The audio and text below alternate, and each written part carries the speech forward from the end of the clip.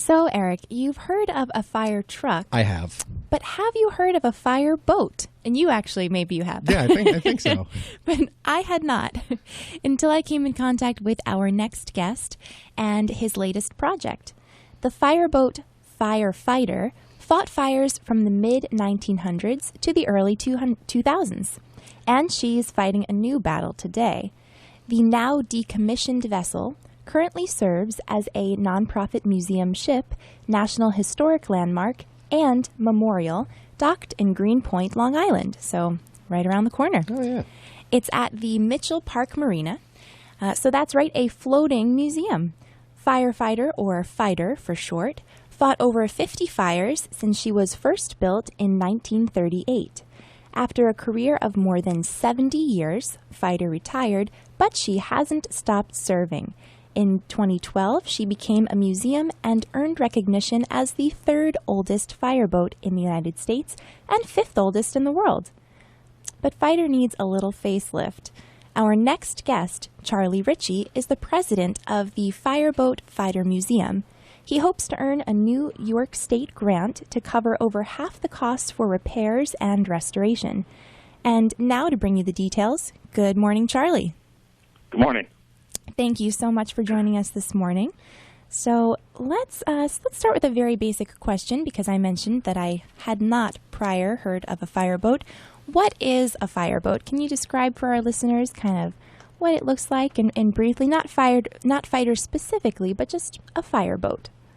Well, a fireboat is essentially a pumping station. I mean, it has large pumps that pump water from wherever it is. It might be in the ocean, it might be in a river, bay or harbor, and it essentially pumps water to the top of the boat and puts out fires. And aside from that, it's also a rescue boat. I mean, it's equipped with lots of different equipment.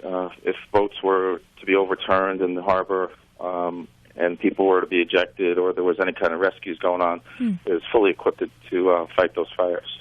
You know, Charlie, Rebecca asked if I had heard about fireboat before, if I've ever heard of one, and I actually have, and I've seen them, and where I remember them from is things like a 4th of July celebration or Fleet Week as the ships come by, the parade of ships. You'll see the fireboats out there spraying the water off into the sky. So if people are trying to paint or figure out a mental image of it, it's those boats that are able to send a large amount of water shooting up into the air, normally for firefighting purposes and emergency situations, but also in the occasions of something like a Fleet Week, which happened in New York recently. They would also be out there, as part of the display. Is that not correct? That's correct. Okay. That's correct quite often, yes. All right. So, Charlie, tell us about your involvement with Fighter. So, Fighter has been a museum for about a year now. How did you get involved with the restoration project?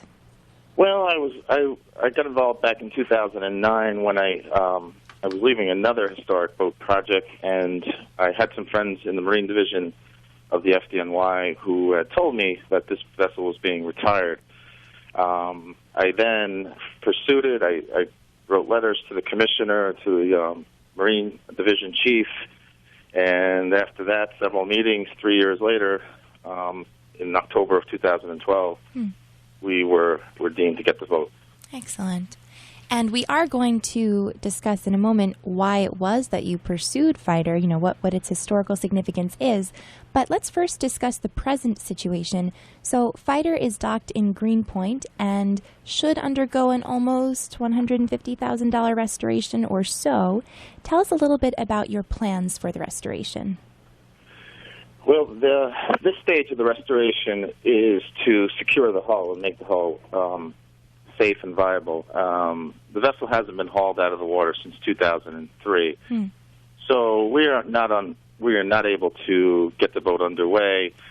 According to Coast Guard and insurance standards, we need to have the hull examined, make sure the plating is thick enough, and that kind of thing. So this first stage is to make it safe, and also to just to give the boat a paint job and basically make it look better. Exactly. Yep. Okay. And the restoration will hopefully be funded in part by a New York State grant that you are, in pursuit of now, and then also in part by the Drive to the Shipyard Fund. So can you tell us a little bit about both of those avenues?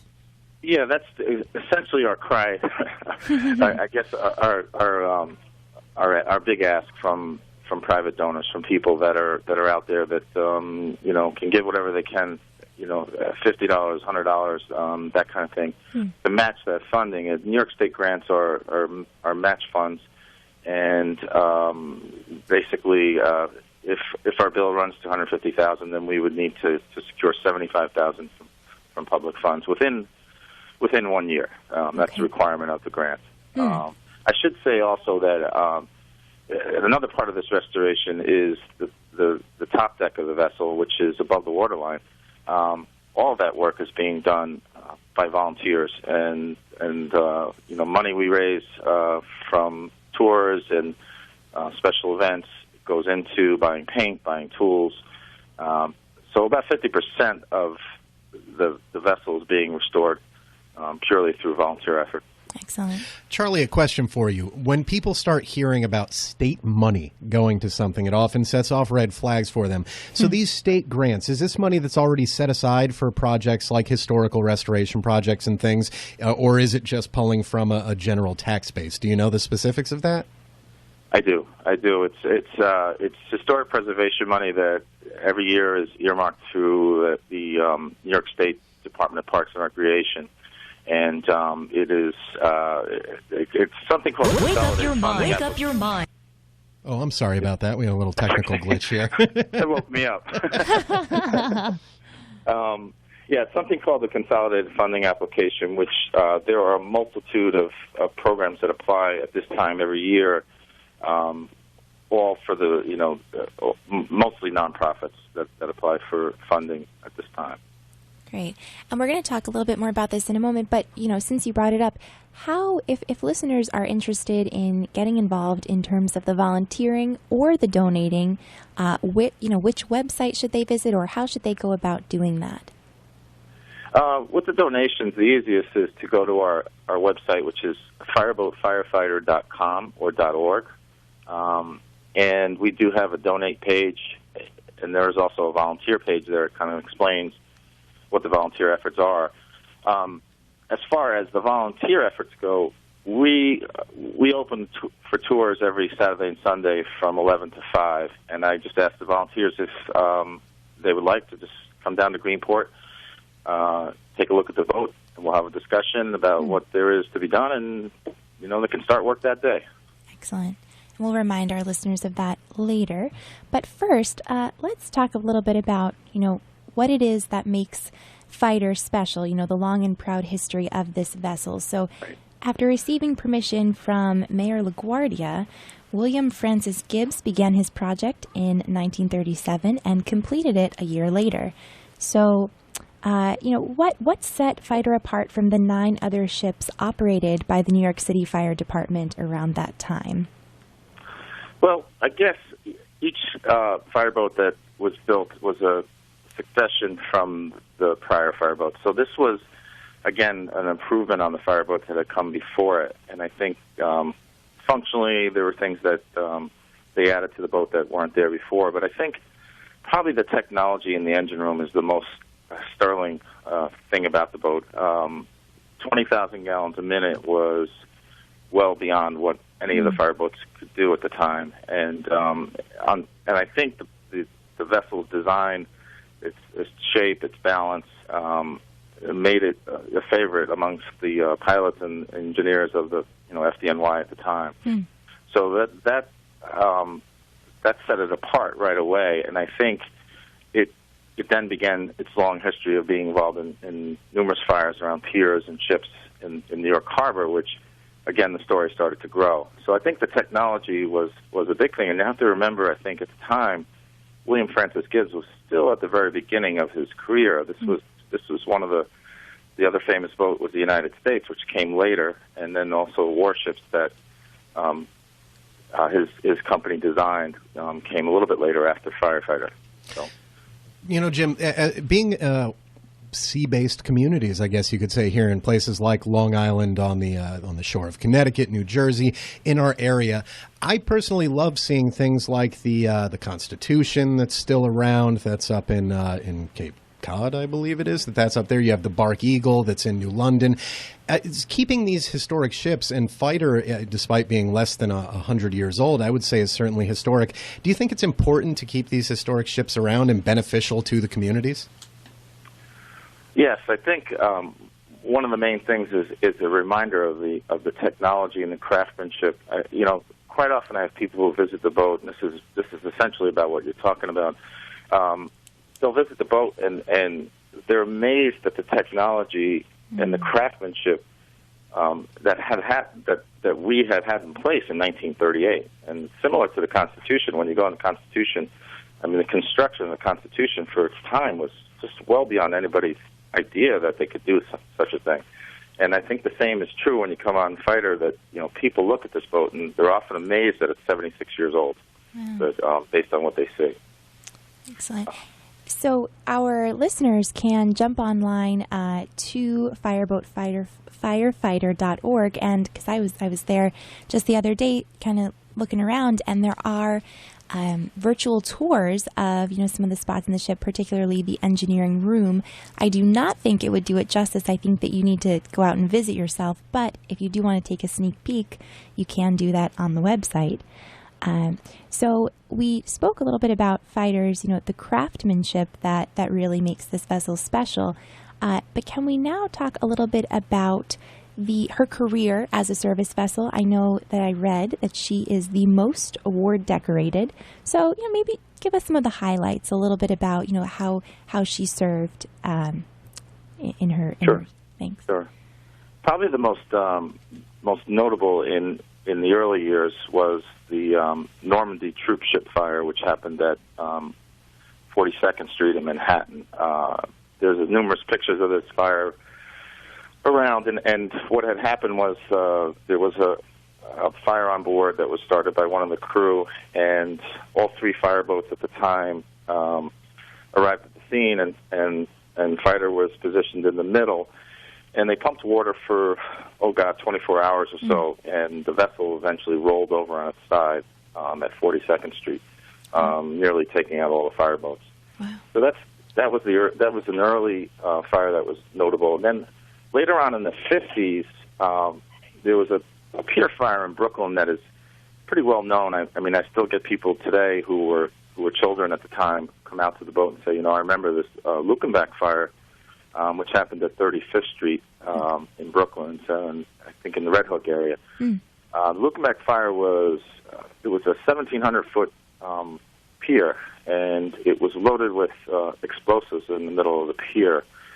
And at the time, the fighter was assigned to fight the fire at the middle of the pier. And a lot of times when they come into these pier fires, they're cut off from the land.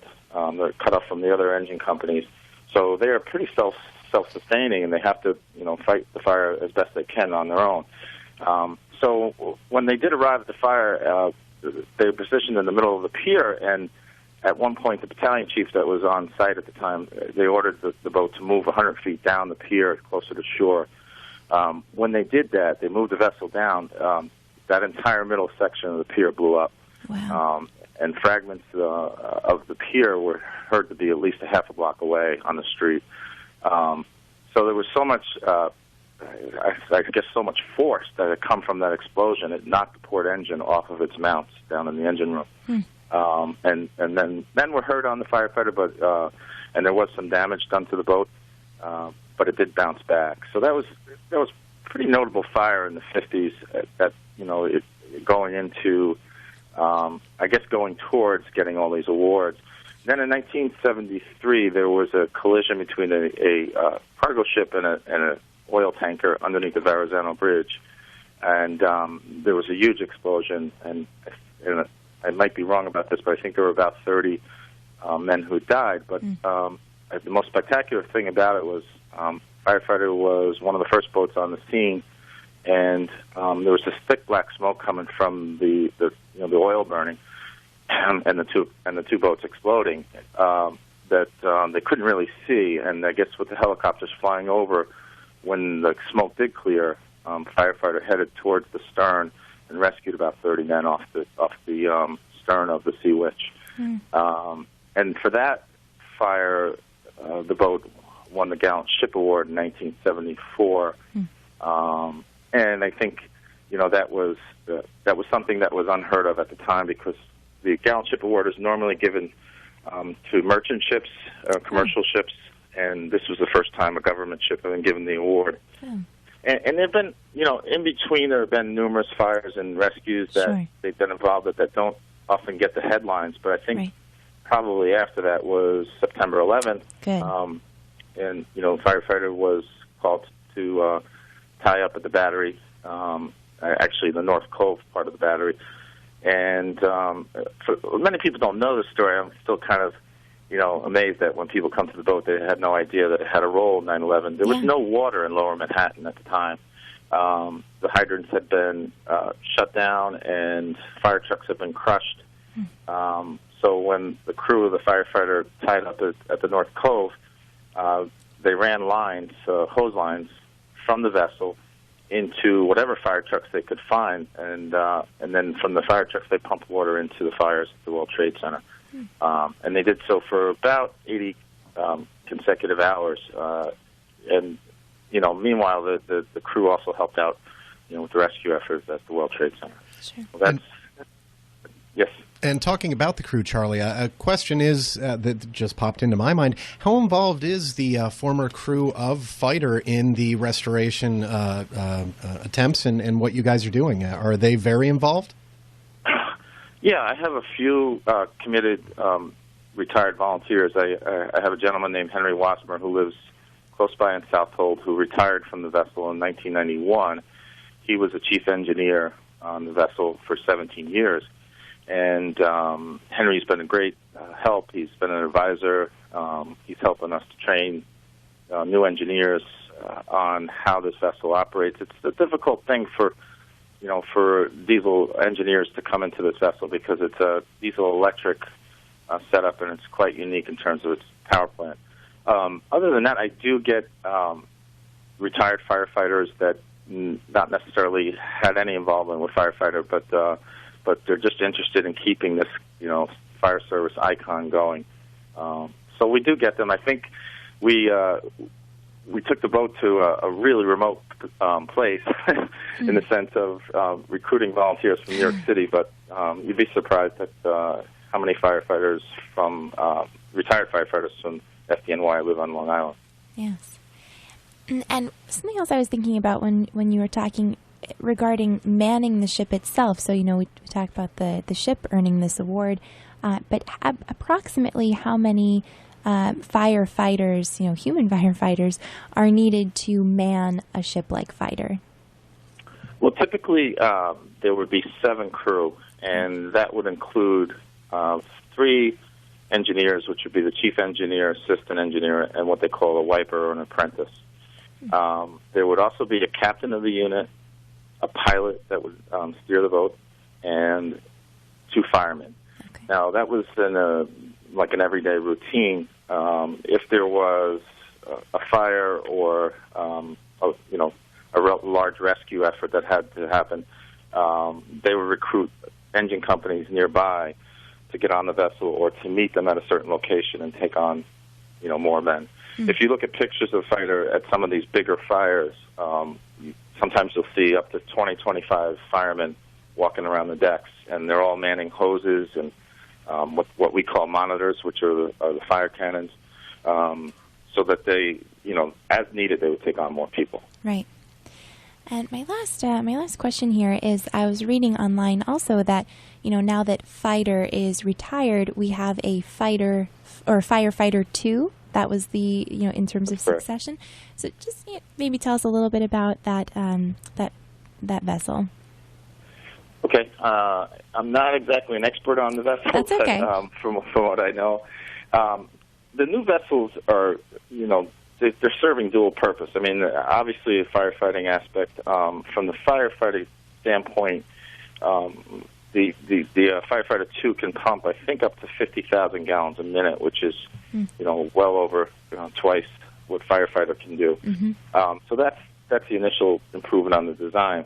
But also, I think based on what has happened at the World Trade Center and around the world, the new boats are equipped and geared for bigger disasters. Right. I think that there's like a full-blown triage room on the boat in case there were wounded people coming off of any part of New York City. And I think they're equipped to fight fires in chemical warfare, nuclear warfare situations, too. So obviously the times have changed, and so has the vessel. Right. Great. All right. Well, now that our listeners know more about Fighter, let's remind them how they can get involved or how they can visit. So, can you tell us again the hours of operation for the museum, and then specifically what you have in mind when you talk about accruing some volunteers? Sure. Again, our hours are 11 to 5 on Saturday and Sunday for tours and also for volunteer efforts. But also, I urge volunteers to contact me, through the website. And the website again is fireboatfirefighter.org.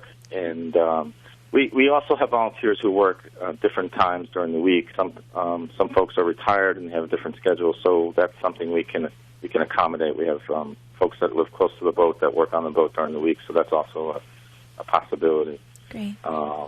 And I'm sorry, your other question was? Well, pretty much. So they don't only need to be people who are able to do construction work, but how else can they get involved with the volunteer efforts?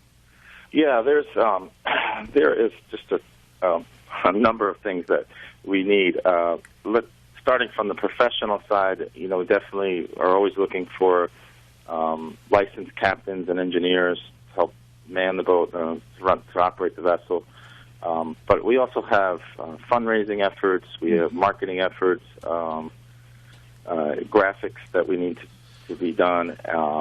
There's restoration work, which is not just removing paint and painting the outside of the boat, but also taking, we have the 76-year-old flag that came with the boat from the shipyard that needs to be restored and treated right so that it's preserved. So there's just, there's something for everybody here. I think that's my point. So wonderful.